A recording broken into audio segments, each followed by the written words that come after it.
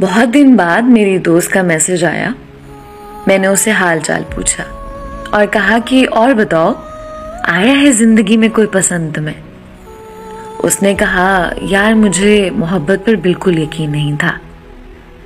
मैं मोहब्बत के मामले में बहुत सख्त लड़की थी।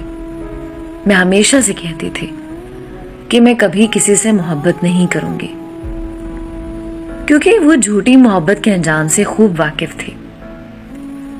उसने मुझे कहा कि मोहब्बत सिर्फ नाम की मोहब्बत होती है, क्योंकि आज की मोहब्बत में सिर्फ धोखा है, फरेब है, इससे ज्यादा कुछ नहीं। वो कहने लगी, यार लेकिन ये सब मेरी बहुत पहले की सोच थी। अचानक से मेरी जिंदगी में एक लड़का आया। उसने मुझसे कहा कि मैं आपसे बहुत मोहब्बत करता हूं, लेकिन मैंने उसे मना कर दिया। मैंने उस लड़के से कहा, मुझे यकीन नहीं मोहब्बत पर। उसने बहुत यकीन दिलाया अपनी मोहब्बत का। मेरे सामने गिड़गिड़ा कर रोया। उसने कहा, मैंने अल्लाह से आपको तहज्जुद की दुआओं में मांगा है। ये सुनकर पता नहीं मुझे वहां क्या हुआ, और मैंने उसे हाँ कर दी। आज 5 महीने हो गए हैं।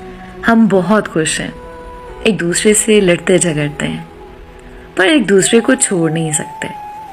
हत्ता कि एक दिन उसने अपने अम्मी अब्बू को भी बता दिया हमारे रिश्ते के बारे में, और इस बात की वजह से मेरा उस पर और उसकी मोहब्बत पर यकीन और भी ज्यादा बढ़ गया। मैंने उस दिन जान लिया था कि सब लड़के एक जैसे नहीं होते। मैं बहुत खुश हूं कि मुझे एक ऐसा लड़का मिला है जो मेरी बहुत कदर करता है, जिसने मुझे दुआओं में मांगा है। बस मेरी अल्लाह पाक से एक ही दुआ है कि सच्ची मोहब्बत करने वालों की मंजिल निकाह हो। आमीन।